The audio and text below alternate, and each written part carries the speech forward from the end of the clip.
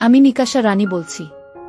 প্রিয় বন্ধুরা, আজকে যে গল্পটি বলবো তা পুরোটা শুনলে তোমাদের মধু বের হয়ে যাবে। আমার মা অনেক সুন্দর দেখতে। মা নিজের শরীরের খুব যত্ন নেন। সাধারণত গ্রামে মহিলারা শাড়ি পরেন, কিন্তু মা মাঝে মাঝে শার্ট এবং জিন্স পরতে পছন্দ করেন। তাকে দেখতে এখনো কম বয়সী মনে হয়, কারণ তিনি প্রতিদিন পরিশ্রম করেন এবং নিজের শরীরকে ফিট রাখেন। মায়ের লম্বা চুল এবং মুখে সব সময় হাসি লেগে থাকে। আমি ঘরের একমাত্র ছেলে, তাই মা বাবা আমাকে খুব ভালোবাসেন এবং কখনো আমার কোনো চাহিদাই অপূর্ণ রাখেনি।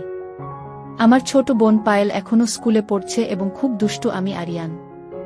এই গল্পটি আমার পরিবারের সম্পর্কে, যেখানে আমি আমার বাবা, মা এবং আমার ছোট বোন তানিয়ার একসঙ্গে থাকি। বাবার নাম বিবেক।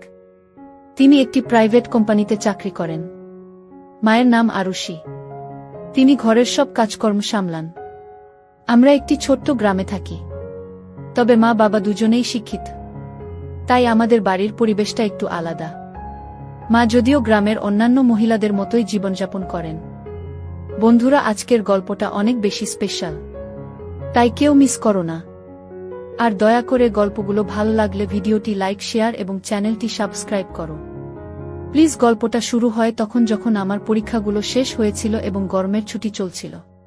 আমার বোন নানির বাড়িতে চলে গেছে, কিন্তু আমি সিদ্ধান্ত নিয়েছিলাম বাড়িতেই থাকব, কারণ কোথাও যাওয়ার ইচ্ছা ছিল না। বাবা প্রতিদিনের মতো অফিসে যেতেন, আর মা ঘরের সব কাজ করতেন। একদিনের কথা, আমি আমার ঘরে বসে ল্যাপটপে গেম খেলছিলাম। সেদিন বাড়ির কাজের লোকও ছুটি ছিল, তাই মা নিজেই সবকিছু সামলাচ্ছিলেন। সেদিন মা রাজস্থানী ঘাঘরা চলি পরেছিলেন, যা তাকে খুব সুন্দর লাগছিল। ঘরে কেউ ছিল না, তাই তিনি ওড়না নেননি। মা প্রথমে রান্নাঘরের কাজ করছিলেন, তারপর আমার ঘরে এলেন হাতে একটি ঝাড়ু নিয়ে। আমি তখন বিছানায় বসে গেম খেলায় ব্যস্ত ছিলাম। মা যখন ঘরে ঢুকলেন, আমার মনোযোগ তার দিকে চলে গেল। আমি দেখলাম মা কতটা মনোযোগ দিয়ে ঘর পরিষ্কার করছেন। তার কপালে ঘামের বিন্দুগুলো চকচক করছিল, কিন্তু তিনি কোনো অভিযোগ করলেন না। যখন তিনি বিছানার নিচে ঝাড়ু দিচ্ছিলেন, তার চুলগুলো মুখের সামনে এসে পড়েছিল। আমি নিঃশব্দে তাকিয়ে রইলাম। মা একবারও আমার দিকে তাকালেন না। তিনি শুধুই নিজের কাজে মগ্ন ছিলেন। আমার মধ্যে একটা অদ্ভুত অনুভূতি কাজ করছিল, তবে আমি তাতে তেমন গুরুত্ব দিইনি। মা যখন সামনে ঝুঁকলেন, আমি লক্ষ্য করলাম তার আচরণে এক ধরনের আত্মবিশ্বাস এবং উজ্জ্বলতা প্রকাশ পাচ্ছে। আমার মনে একটা অস্বাভাবিক অনুভূতি হচ্ছিল, যা তখন পুরোপুরি বুঝে উঠতে পারছিলাম না। গরমের ছুটিতে পরীক্ষা শেষ হয়ে গেছে, আর আমার বোন তখন নানির বাড়িতে। আমি বাড়িতেই ছিলাম, আর বাবা তার কাজের জন্য বাইরে ছিলেন।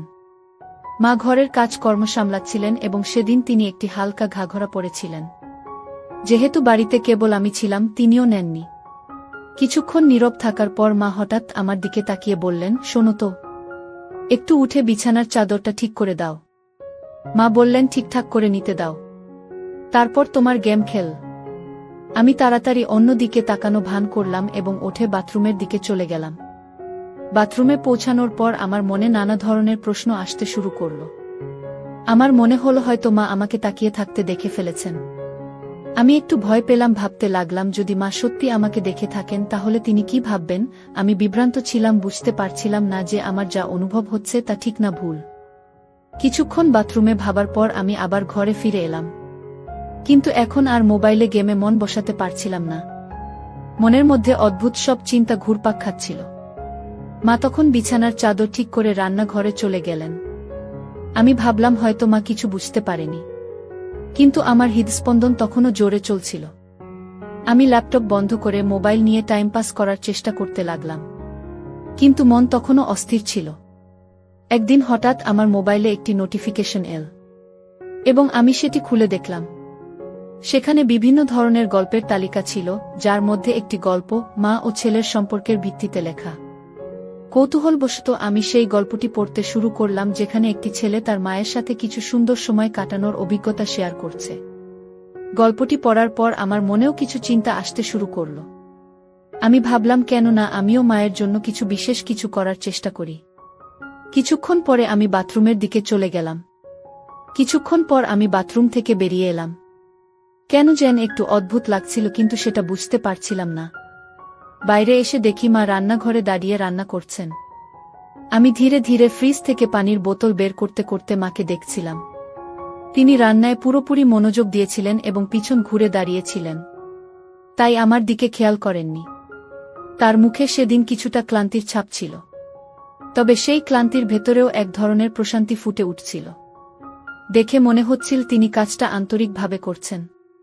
হঠাৎ না পেছন ফিরে আমার দিকে তাকিয়ে বললেন, "কি রে আরিয়ান, কি হলো, কি দেখছিস?" আমি একটু হতবাক হয়ে গেলাম, কিন্তু পরিস্থিতি সামলে নিয়ে বললাম, "কিছু না মা, আমি শুধু দেখছিলাম তুমি কত পরিশ্রম করো, সকাল থেকে রাত পর্যন্ত কষ্ট করছো।"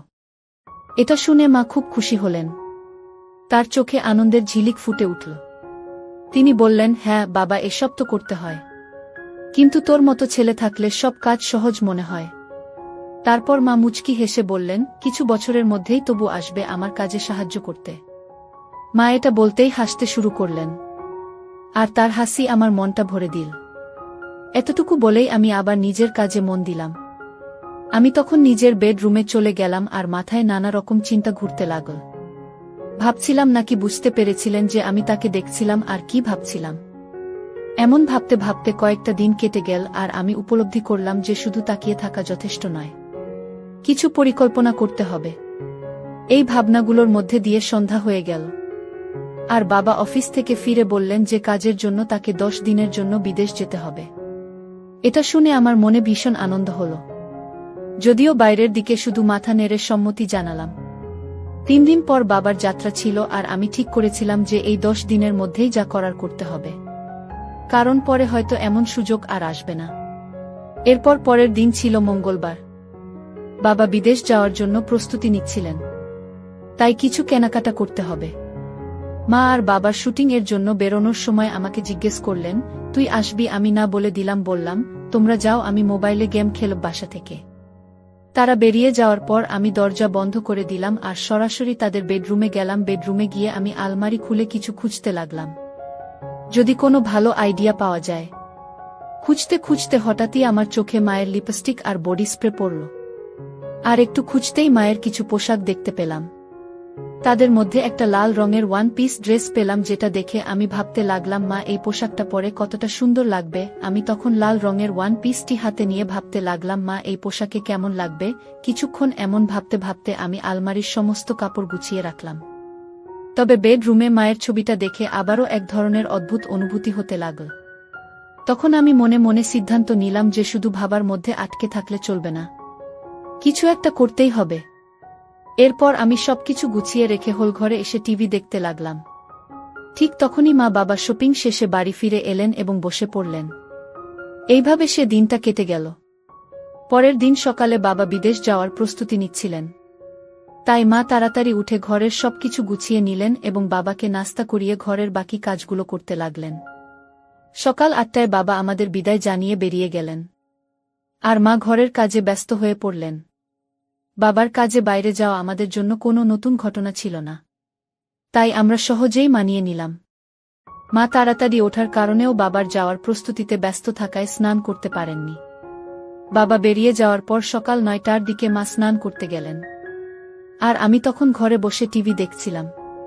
কিছুক্ষণ পর মায়ের গলা শুনতে পেলাম, "আরিয়ান, তোয়ালেটা এনে দাও তো, বাইরে রেখে এসেছি।" আমি তৎক্ষণাৎ তোয়ালে নিয়ে বাথরুমের দরজার কাছে গেলাম। মা দরজাটা একটু ফাঁক করে হাত বাড়ালেন তুলে নেওয়ার জন্য। আমি দেখতে পেলাম মায়ের চুল ভিজে গেছে আর তার হাত থেকে পানি পড়ছিল, যা দেখে এক মুহূর্তের জন্য আমি স্থির হয়ে গেলাম। মাকে তখন সত্যিই সুন্দর লাগছিল। যখন তিনি হাত বাড়িয়ে তোয়ালেটা নিলেন, তিনি একটু পাশে সরে দাঁড়িয়েছিলেন, ফলে তার শরীরের কিছু অংশে পানি পড়ছিল যা সূর্যের আলো ঝলমল করছিল। ওই মুহূর্তটি খুব সাধারণ ছিল, তবু আমি সেখানে একটু থমকে গেলাম, কিন্তু আমি নিজেকে সামলে নিলাম। বাবা তখন বাড়িতে ছিলেন না, তবে আমি কোনো ধরনের ভুল বোঝাবুঝি না করার জন্য নিজেকে সংযত করে আবার হলঘরে ফিরে এলাম এবং টিভি দেখতে শুরু করলাম। কিছুক্ষণ পর মা তোয়ালে পেঁচিয়ে হলঘরে এলেন এবং টিভির পাশে রাখা আয়নার সামনে দাঁড়িয়ে হেয়ার ড্রায়ার দিয়ে চুল শুকাতে শুরু করলেন। আমি চুপচাপ পিছন থেকে তাকিয়ে রইলাম, যেন মুহূর্তটাকে উপলব্ধি করছি। মাথার চুলে হাত বুলিয়ে হেয়ার ড্রায়ার দিয়ে চুল শুকাচ্ছিলেন, যা তার জন্য হয়তো খুব সাধারণ কাজ, কিন্তু আমি লক্ষ্য করেছিলাম সেই মুহূর্তে তার নির্ভরতা। কিছুক্ষণ পর আমি বললাম, মা তুমি সব সময় সাধারণ পোশাকগুলো বাড়িতে কেন পরে থাকো? মা অবাক হয়ে বললেন, কেন, এতে কোনো সমস্যা আছে নাকি? আমি তো যা ভালো লাগে সেটাই পরি। আমি মৃদু হেসে বললাম, না মা, শুধু কাল যখন তুমি জিন্স আর টপ পরেছিলে তখন তোমাকে বেশ ভাল লাগছিল, তাই বললাম। মা হেসে বললেন, আরে বোকা, বাড়িতে কি আর জিন্স আর টপ পরে থাকে? বাইরে যেতে হলে তখনই পরব। আমি বললাম, আসলে মা, যখন তুমি শাড়ি বা ওই রাজস্থানী ড্রেসগুলো পর তখন একটু বয়সী দেখায়, তাই বললাম। মা আবার হেসে বললেন, জানিস রে, এখন আর এসব ভাবার দরকার নেই। যার সঙ্গে প্রেম করেছিলাম তার সঙ্গে তো বিয়ে করেছি, আর তোর মতো একটা আলসের ছেলে আর পায়েল মতো সুন্দর মেয়ে আছে, আর কি বা চাই না? এতটুকু বলে জোরে হেসে বেডরুমে চলে গেলেন কাপড় পরিবর্তন করতে। আমি মায়ের হাসি দেখে নিজেও হেসে ফেললাম এবং টিভি দেখতে লাগলাম। কিছুক্ষণ পর মা যখন নতুন পোশাক পরে বাইরে এলেন তখন আমার মন ভালো লাগল, আর একটু রাগও হল, কারণ মা আমার কথা ধরে ফেলেছিলেন। আমি মনে মনে একটু বিরক্ত ছিলাম, কারণ মা আবার পুরোপুরি ঢেকে ফেলেছিলেন নিজেকে। মহল ঘরে এসে বললেন, এখন কেমন লাগছে আমাকে? আমি অবাক হয়ে বললাম, এখন তো তুমি ঠিক আমার বয়সী মেয়ের মতোই লাগছে না। হাসতে হাসতে বললেন, আরে পাগল, তোর আর আমার মধ্যে 20 বছরের পার্থক্য, আমি কিভাবে তোর বয়সের হতে পারি? আমি তখন কি বলব বুঝতে পারছিলাম না, কিন্তু কিছু একটা তো বলতে হবে, তাই বললাম, আরে মা, আমাদের বয়সের পার্থক্য তো আমরা জানি, কিন্তু বাইরে তো কেউ জানে না। যদি আমরা একসঙ্গে বাইরে ঘুরতে যাই তাহলে সবাই ভাববে যে আমরা গার্লফ্রেন্ড বয়ফ্রেন্ড। এতটুকু বলে আমি ইচ্ছে করে থেমে গেলাম। মায়ের প্রতিক্রিয়া দেখতে মা তখন উৎসুক হয়ে বললেন, আচ্ছা আর বল না রে, তোর মুখে শুনতে চাই। আমি হেসে বললাম, না মা, তুমি রেগে যাবে তাই আর কিছু বলছি না। মা বললেন, আমি কখনো তোর উপর রেগে গেছে কি? আমি জানি তো আমার ছেলে কখনো ভুল কিছু করে না, তাই আমি কেন রাগ করব? এবার তাড়াতাড়ি বলো, তুই কি বলতে চাস? তখন আমি বললাম, যদি আমরা বাইরে কোথাও একসঙ্গে ঘুরি তাহলে সবাই আমাদের গার্লফ্রেন্ড বয়ফ্রেন্ড ভাবে, কিন্তু তোমার গলায় যখন মঙ্গলসূত্র থাকবে তখন তারা আমাদের স্বামী স্ত্রী ও মনে করতে পারে। এই কথা শুনে মা হেসে উঠলেন জোরে জোরে। তারপর মা হাসতে হাসতে আমার দিকে তাকিয়ে বললেন, তুই তো পুরো দুষ্টু হয়ে গেছিস। মা বললেন, এত ছোট একটা ব্যাপারে কেন আমি রেগে যাব? তারপর মা আবার হেসে উঠলেন। তখন আমি বললাম, মা এত হাসো না। কিন্তু মা আমাকে আরো বেশি চটানোর জন্য আবার হাসতে শুরু করলেন। আমি মজা করে মাকে একটু ধমক দেওয়ার জন্য তার দিকে দৌড়ালাম, আর মা তখন হেসে কিচেনে চলে গেলেন। আমি আবার হোলঘরে বসে ভাবতে লাগলাম যে ঠিক আছে, শুরু তো হলো, কিন্তু এখনো অনেক কাজ বাকি। মা খুবই সংস্কারী মানুষ, আর আমি কখনো তাকে এমনভাবে অনুভব করিনি যে তাকে এ ধরনের কোনো কিছুর অভাব অনুভব করতে হয়েছে। মা আর বাবার প্রেমের বিয়ে হওয়ার কারণে তারা নিজেরাই অনেক সুখী, কিন্তু আমার নিজের একটা প্রয়োজন ছিল। এরপর কিছুক্ষণ পর আমি আবার মায়ের কাছে গেলাম। মা যখন রান্নাঘরে কাজ করছিলেন, আমি গিয়ে বললাম, মা, তোমার কি প্রতিদিন এসব কাজ করতে করতে বোরিং লাগে না? মা হেসে বললেন, না রে বাবা, যখন আমাদের কাজের বুয়া আসে তখন আমি আরাম পাই। তখন আমি বললাম, মা, এখন তো আমার ছুটির দিন চলছে, আর আমি খুবই বোরিং ফিল করছি। মা মুচকি হেসে বললেন, তাহলে কি করা যায় বল দেখি? কোথাও বেড়াতে যাব আমরা দুজন? আমি বললাম, হ্যাঁ মা, অবশ্যই যাব, তবে বাবা বাড়ি ফিরলে তখনই যাওয়া হবে।